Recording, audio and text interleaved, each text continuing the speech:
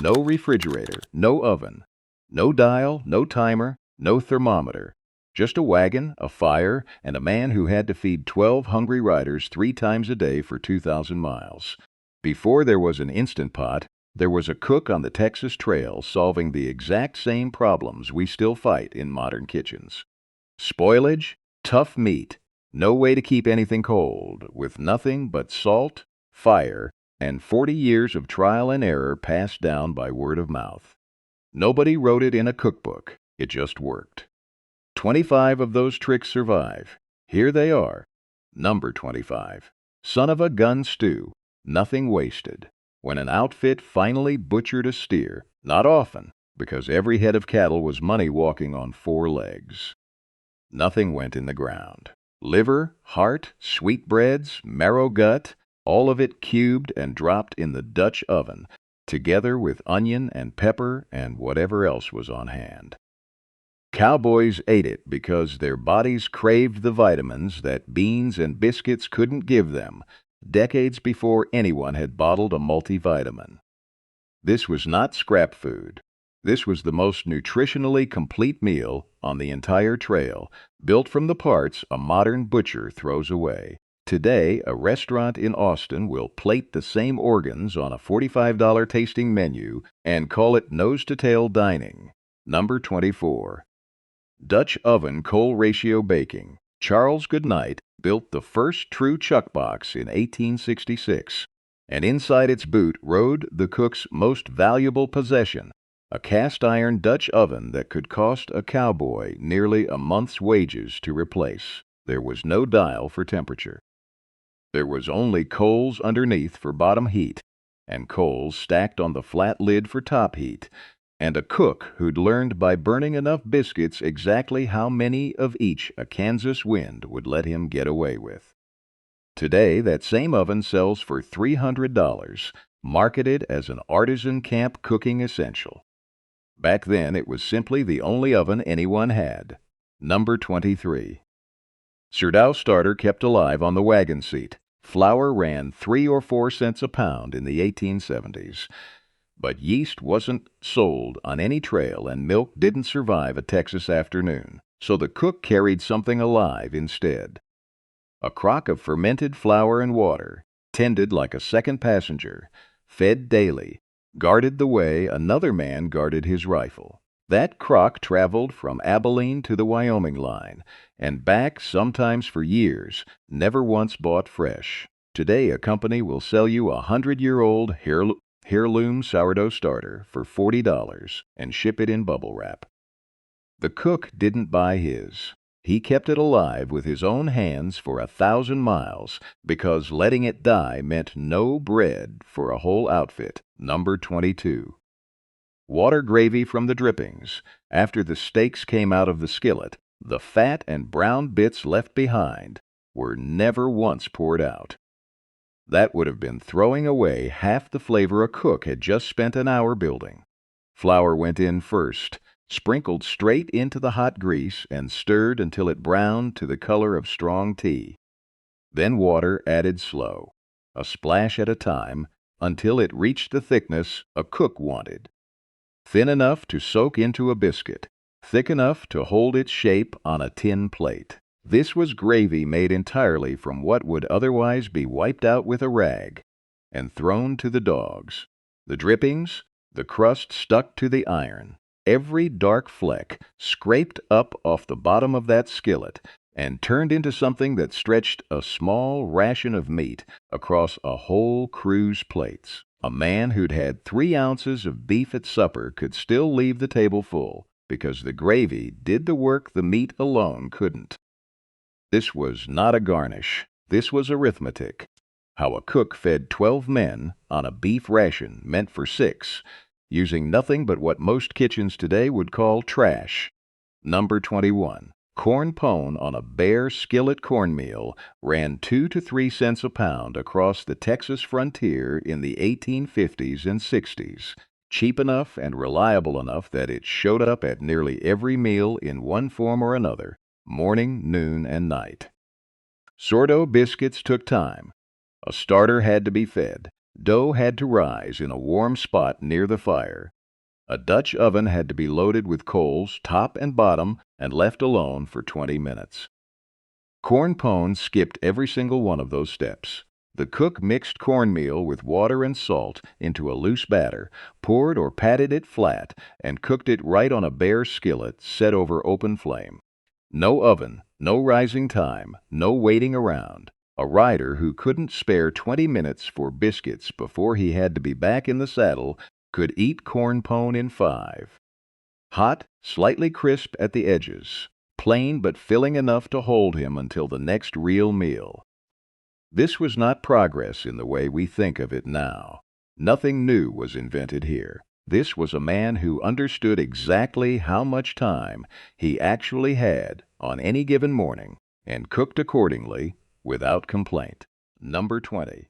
Red-eye gravy deglazed with coffee after the saubali came out of the pan.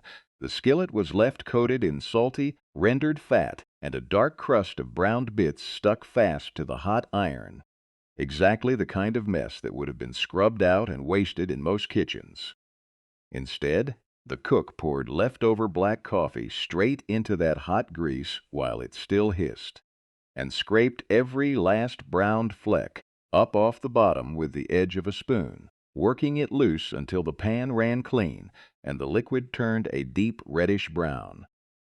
A spoonful of molasses went in last, just enough to round out the coffee's bitterness without making the gravy sweet. This was the one drink every cowboy demanded at every single meal turned into a second use before the skillet was even washed for the day. Coffee doing double duty as both breakfast beverage and breakfast sauce, poured hot over saubali and biscuits alike. Nothing on that wagon was allowed to do only one job. Not the coffee, not the flour sack, not the cook himself, and a good outfit ran on that principle whether anyone ever said it out loud or not. Number 19. Saubali salt curing in the brine barrel, salt pork called saubali on the trail, ran 8 to 10 cents a pound in the 1870s, and it was the single most reliable protein a chuck wagon carried because it did not spoil. Packed in layers of dry salt or submerged whole in a brine barrel, saubali survived months of Texas heat that would rot fresh beef in a single afternoon. But there was a cost to that survival. Before it was edible, it needed a long soak in fresh water, hours sometimes, to pull enough salt back out to make it bearable. This was not laziness. This was chemistry a cook understood by feel, decades before anyone put the word osmosis to it. Number 18. Arbuckle's Egg and Sugar Coating. Before 1865, coffee on the trail meant green beans roasted over open flame in a skillet unevenly, bitterly, badly. Then 2 grocers out of Pittsburgh, John and Charles Arbuckle, patented something that changed every campfire in the West. They coated roasted beans in a glaze of egg white and sugar before packaging, a seal that locked in freshness for months in a saddlebag. A pound sold for around 25 cents, expensive next to flour, but a cowboy would go without meat before he'd go without his arbuckles.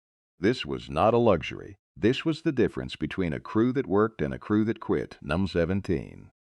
Spotted pup, dessert, almost never showed up on a cattle drive, but when it did, it was rice simmered slow with raisins and a pinch of cinnamon until the raisins swelled dark against the white grains. Spotted, the cowboys said, like a pup dog's coat. Rice cost around 10 cents a pound and traveled for months without spoiling, and raisins were a rare enough treat that a cook doled them out like they mattered, because on that trail they did. This was not a recipe. This was the one sweet thing a man got after 6 weeks of beans and salt pork, and every rider remembered exactly which night the cook decided to make it. Number 16. Whistleberries and the overnight soak. Pinto beans, called whistleberries by every cowboy who ever ate a bowl of them, cost 2 to 3 cents a pound and fed an entire outfit for pennies a head. But dry beans take hours to cook. Hours a cook rarely had between breaking camp and having supper ready before dark. So the trick was simple and non-negotiable. Soak them overnight in the wreck pan, Every single night, whether or not beans were on the next day's menu, because a cook who forgot to soak was a cook explaining to 12 hungry men why supper was late. Here's the part nobody puts in the postcard version of the Old West. In 1867, right as these tricks were being perfected out on the trail, a man named Philip Danforth Armour opened a meat-packing plant in Chicago. Within 20 years, refrigerated rail cars did in a week what a possum belly full of salt pork and a wet flour sack took a cook a lifetime to master. The industry didn't preserve that knowledge. It buried it, because a man who could keep meat fresh with nothing but salt and air wasn't a customer. He was competition. They knew things about preservation that we will spend the next 50 years trying to remember, and the moment a machine could do it faster, nobody bothered writing down how the cook did it slower and smarter. That is not progress. That is a trade. Convenience for a kind of knowledge that doesn't survive being forgotten. Number 15. The horseshoe float test. There was a saying on every drive from the Panhandle to Dodge City: the coffee's not ready until a horseshoe floats on top of it. It was a joke, and it wasn't. A cook working by firelight with no thermometer needed some way to judge strength without tasting a boiling pot, and the exaggeration did real work. It told a green hand exactly how black, how thick, how unapologetic the coffee needed to be before anyone would drink it. A handful of grounds to a cup of water, boiled until it bit back. Number 14. Jerky dried on rawhide lines of steer worth $40 a head at the Kansas railhead wasn't butchered lightly, but when one was, nothing went to waste and nothing went to spoil either. The meat that couldn't be eaten in a day or two went up on rawhide lines strung between the wagon wheel and a fence post, sliced thin enough to see daylight through, left hanging in the sun and wood smoke until it turned dark, leathery, and nearly weightless. No salt was even required. The drying alone did what a modern freezer does now, pulling every drop of moisture out until nothing was left for bacteria to grow in. A strip of that jerky rode in a saddlebag for weeks without turning, without smelling, without a single problem, through Texas heat that would have rotted fresh beef inside a day. This was preservation with no ice, no refrigeration, no modern tool of any kind, just sun, air, smoke, and a cook's patience while a rider waited on his next meal. Now a company in a strip mall will sell you the same idea in a foil bag for $12 and call it craft or small batch, as if slicing meat thin and hanging it to dry were something invented recently instead of something a trail cook did without a second thought 150 years ago. Number 13. Airtights as trail currency canned goods, called airtights, were heavy to freight and expensive to buy. Every extra pound in that wagon meant one less pound of something else, so a can of peaches or tomatoes earned its place the hard way. On the trail, an airtight was treated like something closer to money than food. It got rationed, it got saved. It got handed, quietly, to the man who'd had the hardest week, not split evenly down the middle the way beans and biscuits were. Canned tomatoes cut the thirst of a hot, dusty afternoon better than the gyp-heavy river water most outfits drank untreated, and the acid in them settled a stomach that river water had upset. A can of peaches opened at the end of a long drive was about as close to luxury as anyone on that trail would ever get. Cool, sweet, sliced thin, and passed around the fire in silence while grown men who hadn't complained about anything in 6 weeks went quiet over a spoonful of fruit. Nobody had to say what it meant. Everybody at that fire already knew that is not a small indulgence. That is what passed for celebration when there was nothing else left to celebrate with. Number 12. The biscuit thumbprint test, no oven light, no timer, no way to lift that lid and peek without losing the heat a cook had spent 20 minutes building under and over that Dutch oven, coal by coal, in the dark before sunrise. Lift it too early, and you'd let the whole thing cool by 20 degrees and add another 10 minutes waiting for men who needed to be in the saddle. So instead of looking, he touched. A thumb pressed gently into the top of a biscuit told him everything a thermometer would have told a modern baker. If the dough sprang back halfway and held the shape a little, the way a man's own forearm gives when you press it, it was close.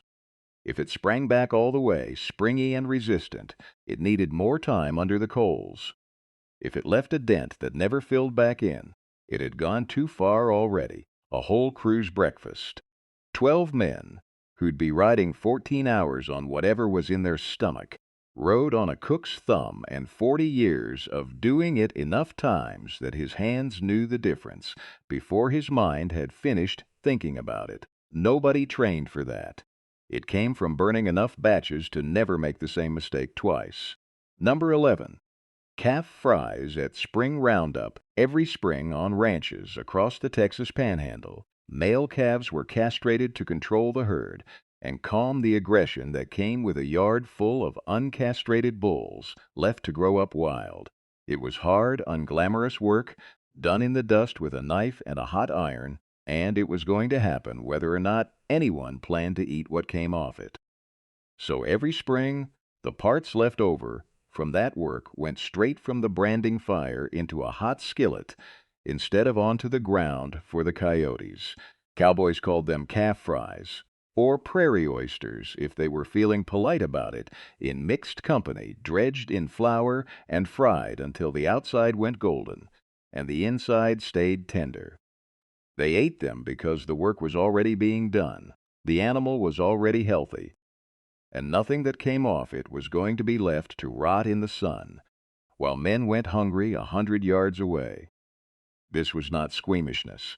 That never had a place at a working chuck wagon, where the entire philosophy of the outfit could be summed up in one unspoken rule. If it's edible and it's already in your hand, you eat it. Number 10. Molasses and bacon grease. The cowboys' lick sugar and molasses were among the most precious things a chuck wagon carried, running roughly 25 to 30 cents a gallon and rationed hard from the first day of the drive to the last, because once it ran out, there was no store for 300 miles to buy more. So a cook stretched what little he had by stirring molasses into leftover bacon grease left congealing in the skillet. A sweetener that went further, coated more biscuits, and lasted longer than molasses poured straight from the jar ever could. The fat carried the sweetness across a whole biscuit's surface instead of pooling in one bite, and the faint, smoky edge of the bacon grease cut the molasses so it didn't sit heavy on a stomach that had been living on beans for a week. A spoonful of that mixture transformed a plain, dry biscuit into something a tired man actually looked forward to at the end of a long ride, something worth hurrying back to camp for. That is not a small thing on a trail with almost nothing sweet in it for 6 straight weeks, where a man's entire experience of pleasure could come down to one spoonful stretched as far as it would go. Here's what real science eventually caught up to. That sourdough starter the cook fed every single day on the wagon seat wasn't just old bread going sour. It was alive with wild yeast and lactic acid bacteria, the same cultures food scientists today credit with easier digestion and better nutrient absorption than any commercial bread on a grocery shelf.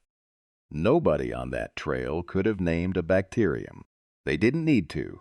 They understood, through decades of feel and failure, exactly what that starter was doing before anyone in a laboratory could explain why it worked.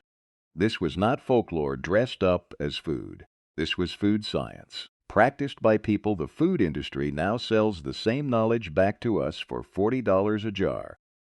Number 9. Vinegar-soaked, tenderizing longhorn beef off the open range was lean, tough, and stringy compared to anything raised for market today.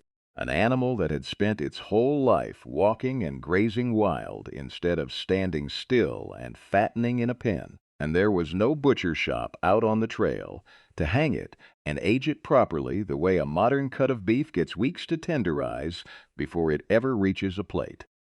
So the cook did what a butcher couldn't. He soaked the tougher cuts in vinegar before they ever hit the skillet.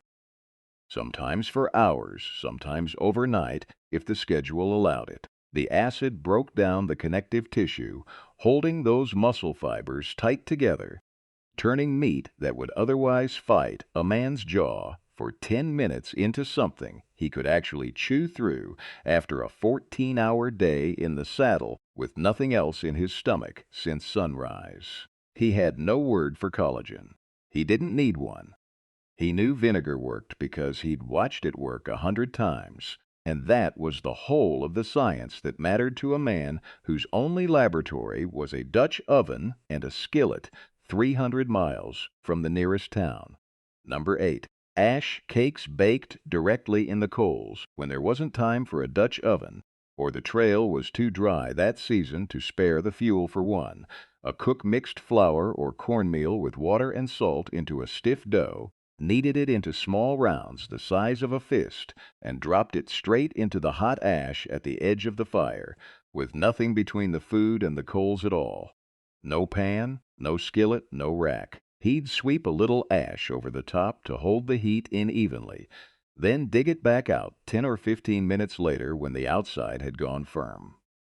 Brushed clean afterward with the flat of a hand, an ash cake carried a faint smoky char across its crust that made it taste better than plain bread had any right to, considering it had been sitting in the dirt of a campfire moments before. This was bread with no pan, no oven, no tool of any kind. Just fire and flour, and a man who couldn't wait 20 minutes for a proper loaf when the herd was already moving, and supper needed to travel in a saddlebag instead of a plate. Number 7. The 5-second hand test for oven heat before biscuit dough ever touched the Dutch oven, before a single coal went underneath it. The cook held his open palm a few inches over the fire and counted, slow, out loud sometimes if a green hand was watching and needed the lesson. 5 full seconds before the heat became too much to bear meant one temperature, right for biscuits or bread. 3 seconds meant something hotter, right for searing a steak fast before it dried out.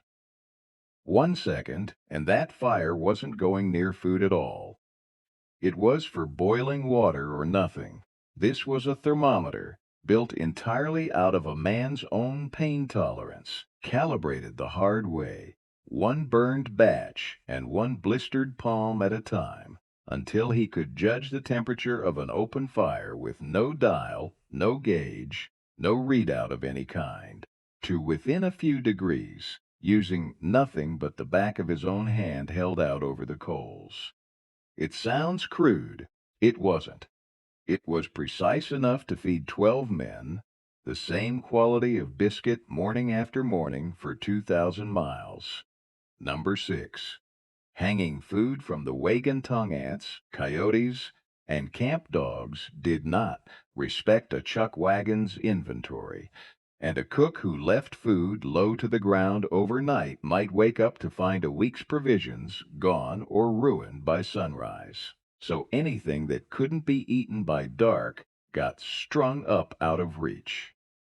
Hung from the wagon tongue where it pointed north for the night, or from a tree branch, if the trail happened to pass one, or looped over a wagon wheel, spoke where nothing on 4 legs could climb up or jump high enough to reach it.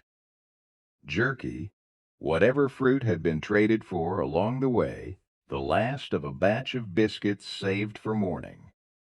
All of it went up off the ground the moment the fire died down. A week's worth of food for 12 men represented real money, real freight hauled hundreds of miles at real cost, and it also represented the difference between an outfit that finished a drive and one that went hungry 200 miles from the nearest town. The cook protected it the same way a man protected his horse, because losing either one meant the whole crew was in trouble by morning. Number 5. Saddle leather knife. Stropping a dull knife on the trail was worse than useless.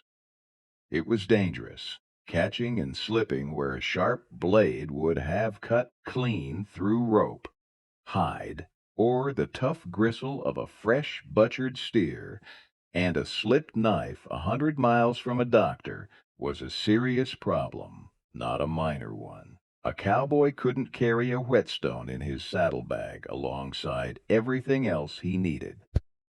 So he made do with what was already strapped to his horse. He'd draw the blade across the leather of his own saddle skirt, edge trailing back and forth in long, even strokes, the same motion a barber uses on a leather strop to this day. And over weeks of doing it after every use, that leather picked up enough fine grit and polish to true the edge back up without ever touching a stone. It wasn't as sharp as a fresh grind. It didn't need to be. It was sharp enough to skin a steer, cut a length of rope, or open a can of tomatoes. And that was all a working knife needed to do out on the open range, where the rule was always the same. Use what's already on you. Number 4. Wet flour sack evaporative cooling. No ice existed on the open plains of Texas in the 1870s, not for 1,000 miles in any direction. So the cook soaked an empty flour sack in canteen water, wrapped it around butter or meat, and hung it where moving air could reach it. As the water evaporated off the cloth, it pulled heat with it. A working refrigerator built from nothing but cotton and wind. Here's what the food industry doesn't want you to know. That principle is still how your air conditioner cools a room today. Nobody needed a patent to figure it out on a wagon in 1874. Number 3. Number 2. The one-handed hen fruit crack eggs, what the cowboys called hen fruit, were rare enough on the trail. Gathered from wild nests along the way when the cook got lucky, or bought from a homestead if one happened to be nearby, that every single one was treated like it mattered, never wasted, never dropped, never handled carelessly, and a cook running 2 or 3 fires at once, trying to have breakfast on the line for 12 hungry men before the sun cleared the horizon, didn't have a free hand to spare for cracking eggs the slow, careful, two-handed way. So he learned to do it with one hand while the other stirred gravy or turned bacon, a quick snap of the wrist against the rim of a bowl. Clean, no shell fragments in the pan, without ever breaking stride or slowing the rhythm of the whole operation down. Nobody taught it in a class because there wasn't one. Came from doing the exact same motion 10,000 mornings in a row until his hand knew precisely how much pressure to use before his mind had even finished forming the thought. The kind of skill that only comes from repetition nobody ever wrote down as training. Number 1. The wrecking pan system. At the end of every meal, plates went into a single big dish pan called the wrecking pan, scraped clean first into the squirrel can where the real scraps went. And there was one rule around that pan that no trail boss ever had to write down or enforce twice. Food left on a plate was an insult to the cook.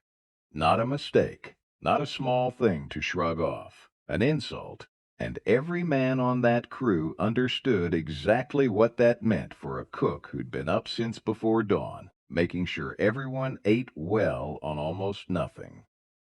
So plates came back clean, every time, without exception, whether a man had loved what was on it or barely tolerated it that day.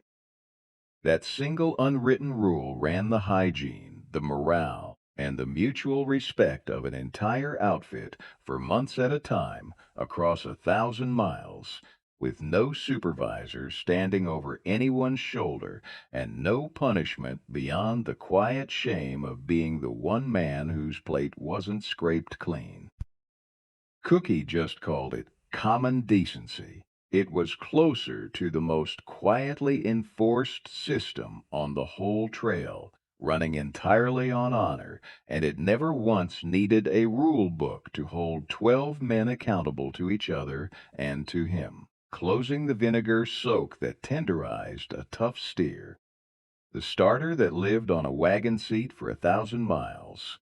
The wrecking pan that ran on nothing but shame and respect. None of it survived because someone wrote it in a cookbook. It survived because a cook did it right enough times that the men riding behind him never had to ask how. He was right. Everything he knew was right. About the meat, about the fire, about what a crew needed to keep working.